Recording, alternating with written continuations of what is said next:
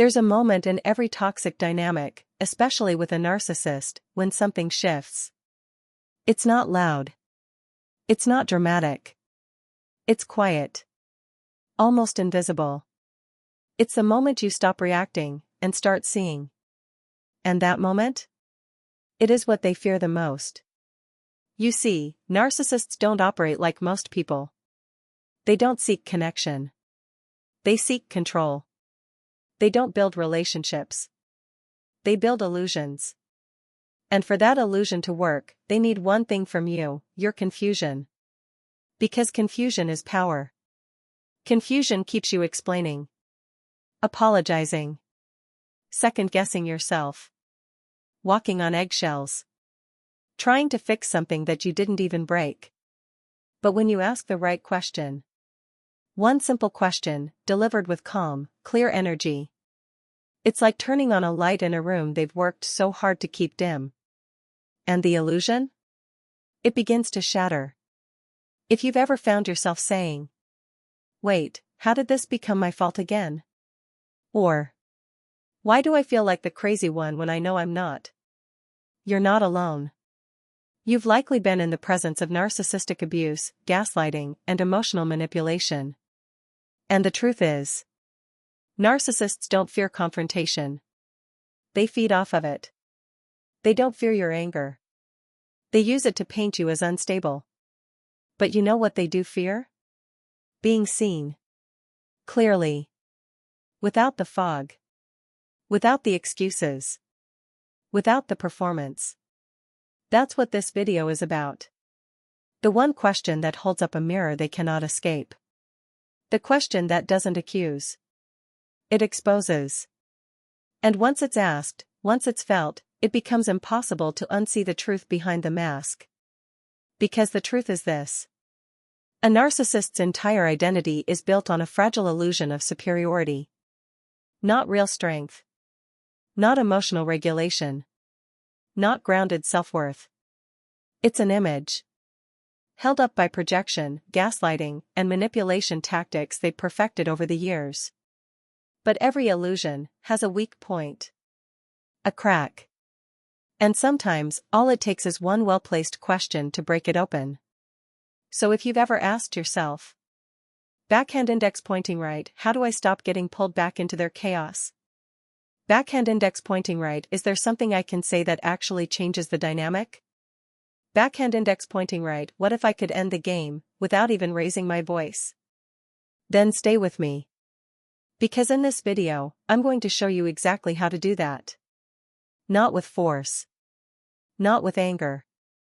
But with one calm, undeniable question. And before we get to that question, I want you to take a breath. To pause. To remember that your power doesn't lie in proving anything to anyone.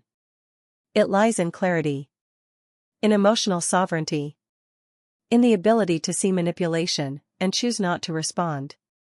That's what they never expect. So, have you ever asked a question that made someone flinch, not because it was cruel, but because it was true? Speech balloon, drop a comment if this has happened to you. Let's build a space where clarity is the loudest voice in the room. Because it's not your job to save them. It's your job to save yourself.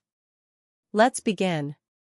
Have you ever asked a simple, honest question, and watched someone unravel? Not because your question was cruel, but because it revealed something they were desperate to keep hidden.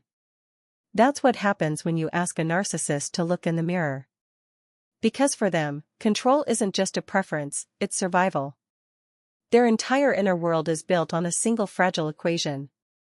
If I can control how you see me, I don't have to face how I see myself. It's not just about ego. It's about protection.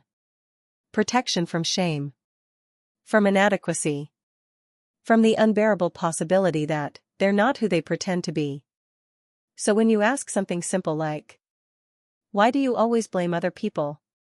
Or, "Why does it upset you when I ask about your past?" You're not just asking for insight. You're threatening their supply. You're poking at the mask. You're challenging the one thing they cannot afford to lose, your perception of their illusion. Because narcissists aren't addicted to power in the way most people think. They're addicted to perception, to admiration, to be seen as special, capable, untouchable. They spend their lives cultivating this image, the generous leader, the brilliant artist, the perfect partner. But behind that image is someone terrified of being ordinary. Terrified of being vulnerable. Terrified of being seen. And this is why asking the right question is so powerful. Because it doesn't just threaten their control over you. It threatens their control over reality itself. Now, let's talk about what happens next, their most common reactions when you challenge that control. The first is rage. Not anger. Rage. Because deep down, they know what you're doing. You're lifting the veil. You're stepping out of the script. And rage becomes their way of forcing the curtain closed again. It shows up as yelling, intimidation, slamming doors, and cutting words designed to shake your sense of self. Not because they hate you, but because they fear your clarity. And if rage doesn't work, they shift to the second tactic, gaslighting. Suddenly, your question becomes the problem. You're overthinking. You're making something out of nothing. Why do you always twist my words? Notice how quickly the focus moves from their behavior to your unreasonable reaction. This is not an accident. It's the psychological equivalent of smoke and mirrors. They're not interested in truth. They're interested in escape. If they can make you doubt your memory, your tone, your very intentions, they can slip back into control. But perhaps the most dangerous response is the third, blame shifting. Here, they don't just defend. They attack. Your question becomes ammunition, twisted into proof that you are the one who needs help. I knew you'd turn this on me. Maybe you're the one who needs to do some reflecting. You've always had trust issues.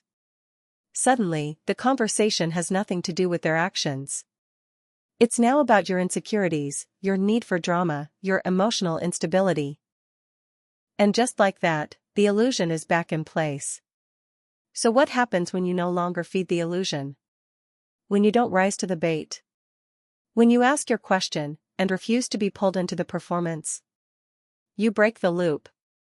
You take away their air supply. Because narcissists can only control you when they can control your perception of them, of yourself, of the dynamic. And when that control slips? They panic. They spiral. They escalate. Or they disappear entirely. Because your refusal to engage is not just silence. It's a declaration. A quiet but seismic shift that says, I see through the mask, and I'm no longer afraid of what's behind it. Let that sink in. Because of that, more than any confrontation, any argument, any explanation, it is the moment they realize the game has changed. Not because you shouted, but because you woke up. And once that happens, they can't unsee it either. There's a moment. Subtle. Quiet. But unmistakable. It's the moment when the mask slips. Maybe it's just a pause in their voice. A flicker in their expression. A sudden change in tone when you ask a question they didn't expect. And suddenly, the narcissist's carefully crafted illusion begins to crack. For so long, they've controlled the story. They've painted themselves as the hero, the victim, the misunderstood genius. You played your part, explaining, defending, doubting yourself. But now? Now, you've stopped playing. You've stopped explaining. You've stopped engaging in their chaos. You've asked one clear question, and refused to chase their answer. And in that stillness, something shifts. They realize the game might be over. The power dynamic they built, the one where you questioned your worth, doubted your instincts, apologized for your reactions, it begins to collapse. Because now, you're seeing the pattern. And they can feel it. They may laugh it off. They may call you paranoid. They may act like it doesn't bother them. But inside, they are unraveling. Because control, for a narcissist, is not a preference. It's survival. They don't just want admiration, they need it. They don't just avoid responsibility, they fear it. Their entire self-image is built on avoidance. Avoiding the truth. Avoiding shame. Avoiding the terrifying possibility that they are not the person they pretend to be. So when you stop reacting, when you don't try to fix things, don't run after them, don't justify yourself, it sends a shockwave through their system. You are no longer a participant in their illusion. You've become a mirror. And mirrors? They terrify them. Because mirrors reflect truth, not performance. And when they see that you are no longer moved by their tactics, no longer baited by their drama, no longer feeding their fantasy, they panic. And in that panic, you'll see everything you were never meant to see. You'll see how shallow their confidence really was. You'll see how frantic they become when they're not being praised. You'll see how quickly the charm turns into cruelty when they feel exposed. This is not because you hurt them. It's because you saw them. And they don't know how to handle being seen. So they do what they've always done. They scramble. They gaslight. They deflect. They accuse you of the very things they're guilty of. But it won't work, not this time. Because once you've seen the pattern, you can't unsee it. And once you stop participating, the illusion can no longer survive. You may still feel pulled to explain. You may still want to be understood. That's natural. But pause. Breathe. Remember. They are not looking to understand. They are looking to regain control. So your power is in your presence. Your calm. Your silence. Your ability to let the question hang in the air. Unanswered. Unchast. That's when the illusion breaks. That's when you remember. You were never weak for loving them. You were strong for surviving the confusion. And now, you're stronger for walking away. Speech balloon. If this resonates, leave a comment. I see through the illusion. Because naming it? That's the beginning of healing. And someone out there is waiting for the strength you just found. So here it is. One question. So simple, but so powerful, it makes a narcissist unravel. What part of this do you think might be your responsibility? Not aggressive. Not accusing. Just calm. Direct. Rooted in clarity. Because here's the thing, narcissists don't do responsibility. Their identity is built on being above reproach. They rewrite history, twist facts, and weaponize emotion to make sure the spotlight never shines on their flaws. So when you ask this question, you're not just confronting them. You're holding up a mirror. And they can't look. At first, they'll deflect. I didn't do anything wrong. You're overreacting. This is all in your head. Then comes the blame shifting. If you hadn't said that, I wouldn't have snapped. If you were easier to love, maybe I wouldn't pull away. And if that doesn't work, they'll try to flip the entire conversation. Suddenly, you become the problem. Your tone, your timing, your question, it's all wrong. How dare you even ask? But beneath the surface, something is happening. That question? It's short-circuiting their defense system. Because to answer it honestly would require a level of self-awareness they've spent a lifetime avoiding. And your refusal to engage in the drama, to stay calm, grounded, and curious, makes them feel something they can't tolerate. Loss of control. Remember, narcissists don't fear confrontation. They fear clarity. And this question is clarity in its purest form. So, what happens next? They may explode. They may ghost you. They may try to bait you into reacting. But if you stay rooted, something incredible unfolds. You begin to feel your power returning. Not because you won the argument, but because you stopped needing one. You stopped explaining your boundaries. You stopped proving your worth. You stopped chasing validation from someone who was never listening. You asked the question. And let silence do the rest. You may be wondering, Can this question really change anything? Here's the truth. The question isn't to change them. It's to awaken you. Because when you ask it, when you see how violently they resist it, you realize that no matter how much you gave, how hard you tried, how deeply you loved, the relationship was never built on shared truth. It was built on your willingness to bend. And now? Now you're done bending. So ask the question. Then breathe. And if the answer is deflection, manipulation, rage, you don't have to explain. You don't have to stay. You simply choose your peace.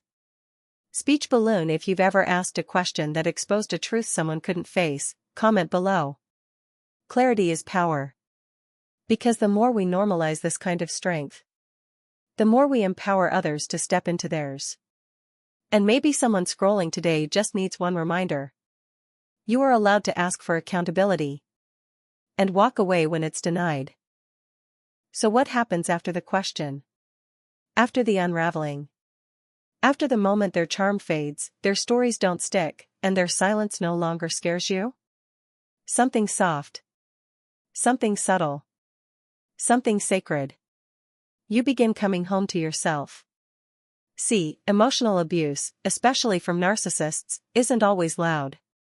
It doesn't always come with yelling or name-calling. Sometimes it looks like you're apologizing when you didn't do anything wrong. Sometimes it feels like you're walking on eggshells just to avoid another misunderstanding. And worst of all, sometimes it becomes normal. But the moment you ask that one question, the moment they deflect, spin, or explode, is the moment your nervous system says, "This isn't love. This is control." And that's where the healing begins. Because healing isn't just about cutting them off. It's about slowly returning to the parts of you they taught you to ignore. It's when you begin asking, what do I feel? What do I need? What do I want to believe about myself now? The answers won't always come easily. But they will come. You'll start to notice the tension you used to ignore. The hesitation in your voice. The flinch in your body when someone raises their voice. And instead of numbing it or pushing it away, you'll meet it with compassion. Because now you understand. You were never too sensitive. You were deeply attuned to danger, to disconnection, to misalignment. And sensitivity? It's not your weakness. It's your superpower. Now you get to use it for yourself. To feel when something is safe. To know when something is off. To listen to your intuition, even when someone else is trying to talk over it. This is what emotional sovereignty looks like. You're no longer begging for clarity. You are the clarity. And sure, you might feel invisible at first. Less dramatic. Less seen. But make no mistake. You're not disappearing. You're stabilizing. You're no longer fighting to be heard by someone who was never listening. You're listening to yourself. So if this is you right now, if you've asked the question, seen the reaction, and felt the shift inside, pause. Notice how you breathe differently now. How your body feels a little more yours. How the silence between messages no longer sends you spiraling. You are not cold. You are not bitter. You are clear. And clarity is power. Speech balloon. Drop a herb in the comments if you're in this phase of reclamation, where it's not dramatic, but it's deep. Let's remind each other. You don't need to be louder to be heard. You just need to stop abandoning yourself. Because once you stop gaslighting yourself, no one else can either. And that's where true healing begins. There's a moment, quiet, almost invisible, when you realize you don't have to explain yourself anymore. You don't have to fight to be understood. You don't have to chase closure from someone who runs from the truth. You just stop. Not out of anger. Not out of spite. But out of clarity. This is the moment the narcissist fears the most. Because they were never afraid of your voice. They were afraid of your stillness. Your refusal to engage. your absence from the performance. Your grounded, silent presence that says, I know who I am now. And I don't need your permission to be it. See, narcissists thrive in chaos. In the noise. In the confusion between their words and your reality. But when you become still. When you don't react. When you stop dancing to a tune they no longer control. You hold a mirror up to them. And what do they see? Terrifies them. Not because you've attacked them. But because you've become someone they can no longer influence. Someone who no longer needs their version of truth to feel valid. This is the power of emotional regulation. Of choosing presence over panic. Of choosing peace, not performance. And if you're here, if you've made it through the story, the unmasking, the one question that changed everything, then let me tell you this. You've already won. Not because they admitted anything. Not because others saw the truth. But because you did. And once you've seen it, really seen it, you never go back to the version of you who didn't. That old version? She tried so hard. To be good enough. To be calm enough. To love enough to be loved back. But she doesn't have to try anymore. Because the new you, the now you, doesn't ask for permission to feel safe. She chooses it. And that is your legacy now. You may never get the apology. You may never get the validation you once needed. But you'll get something more powerful. Yourself. Whole. Clear. Free. So if this video met you in that quiet moment, if something in your body said, yes, this is what I've been feeling. This is what I needed to name. Then honor that moment. Breathe with it. Liven it. Let it change the way you move forward. Speech balloon, drop a dove in the comments if this episode helped you come home to yourself. And if it did, share it with someone else who's waking up. You never know whose clarity will begin with one brave question. And hey, you don't need to scream to be strong. You don't need to prove anything to anyone. Your silence speaks volumes now. Because it's no longer empty. It's sovereign. Thank you for watching. And remember, the truth doesn't need to be defended. It just needs to be lived.